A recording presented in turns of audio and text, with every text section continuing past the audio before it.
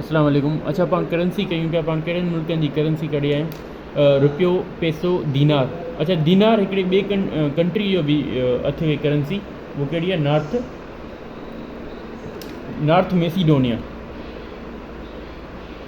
घटि नालो हुनजो तव्हां ॿुधियो हूंदो, यूरोप जी कंट्री आहे नॉर्थ मैसी।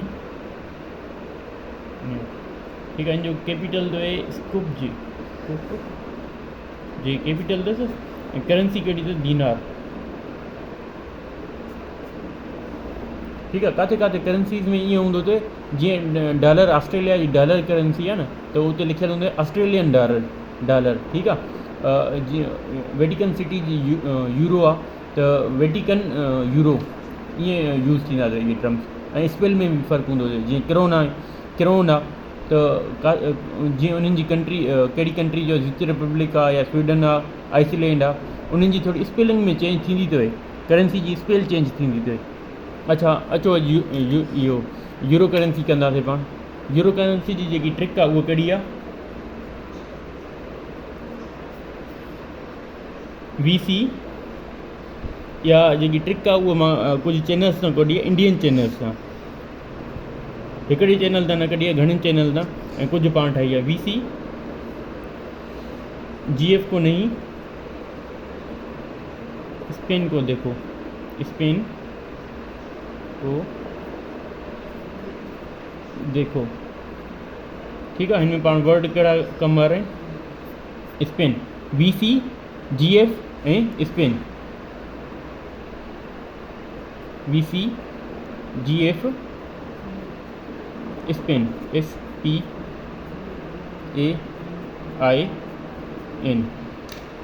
ठीक है, बी सां कहिड़ी कंट्री ईंदी आहे?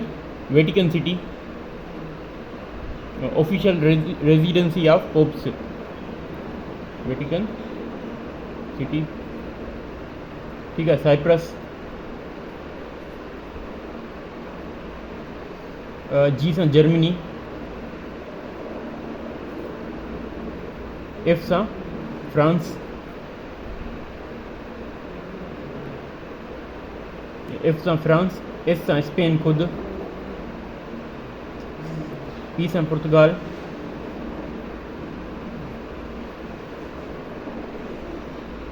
ऐं A सां जेको आहे ऑस्ट्रिया। ठीकु आहे, हो A सां जेको हुयो ऑस्ट्रेलिया हुयो, छा में? डॉलर में। ठीकु आहे, हे ऑस्ट्रिया। ऐं I सां जेको आहे इटली, ऐं N सां नीदरलैंड। अच्छा, नीदरलैंड जी हिकिड़ी ॿी शइ ॿुधायूं, हे पुछंदा अथव कंट्री, विच कंट्री इज़ बिलो द सी लेवल, बिलो द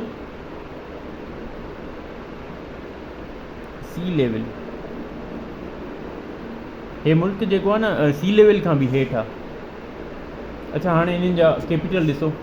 वेटिकन सिटी जो कैपिटल छा आहे? वेटिकन सिटी खुदि। ठीकु आहे, साइप्रस जो आहे साइप्रस जो निकोशिया, जर्मनी जो बर्लिन, फ्रांस जो पेरिस, स्पेन जो मैड्रिड, पुर्तगाल जो लिस्बन। ये मैं कंफर्म कयां, बाक़ी सी ये कंफर्म करे वठां। ऑस्ट्रिया जो हवाना,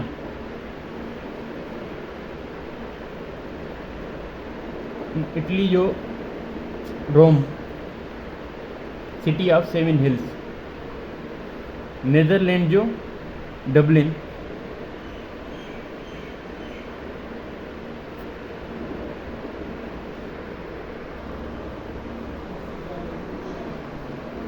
अच्छा हे ॾिसो, नीदरलैंड जो कैपिटल डबलिन न आहे, डबलिन आहे आयरलैंड जो, इन जो आहे एम्स्टरडम।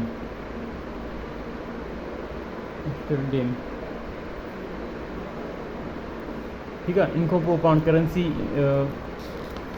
पढ़ंदासीं रियाल।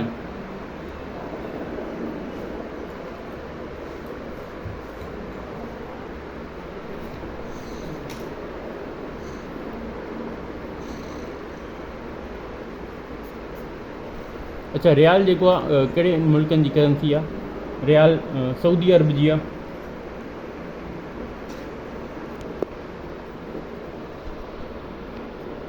ऐं ॿियो कंहिंजी आहे? ओमान।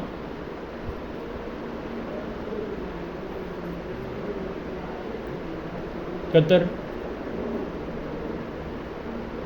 ऐं यमन। ठीकु आहे। रियाल जेको आहे ईरान जी बि करंसी अथव। बुक में लिखियलु हूंदो टोमन, छो जे तव्हां किथे किथे टोमन करंसी बि लिखियलु अथव ईरान जी। तव्हां पाक एम सी क्यू ते सर्च कंदा न the new currency of Iran, तव्हांखे उते ऑप्शन ईंदो टोमन। ठीकु आहे। पर गूगल कंदा तव्हांखे छा मिलंदो? रियाल। हाणे हिन जो कैपिटल ॾिसो, सऊदी अरब जो कैपिटल आहे रियाद।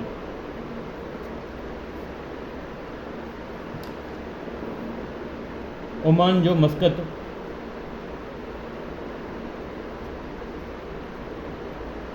कतर जो दोहा।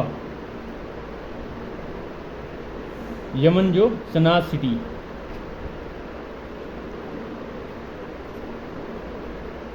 ईरान जो तेहरान।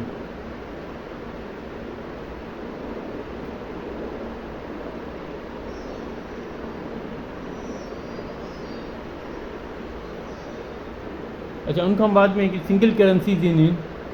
ठीकु आहे, जेकी तमामु इम्पोर्टेंट हूंदियूं आहिनि। जीअं थी वई तुर्की जी। तुर्की जी कहिड़ी करंसी आहे? लीरा।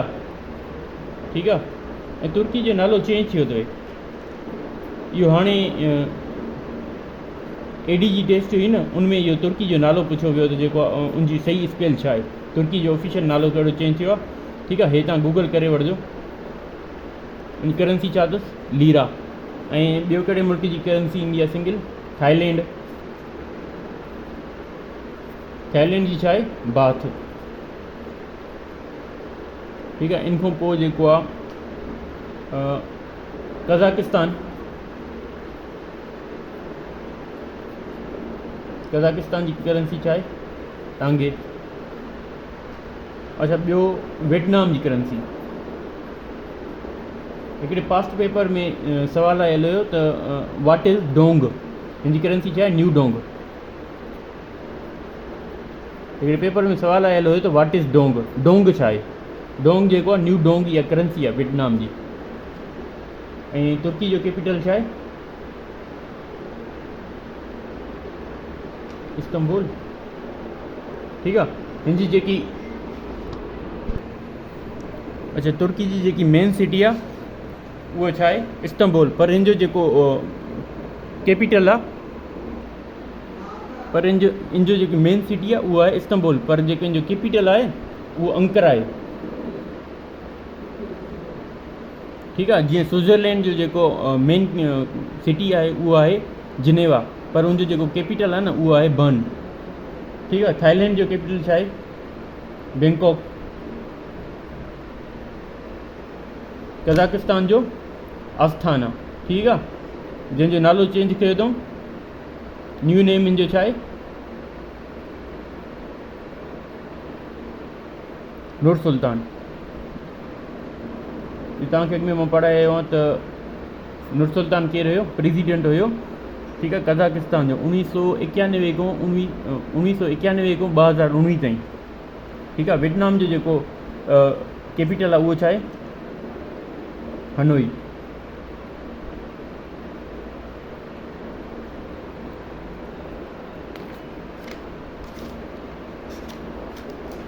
अच्छा, अॼु लाइ काफ़ी आहे, छो जे इहे तव्हांखे रटा हणणा पवंदा मुंड में त जेसि ताईं यादि थियनि। प्रैक्टिस कयो। इहे करंसीज़ एतिरी डिफिकल्ट न आहे, तव्हांखे यादि थी वेंदी।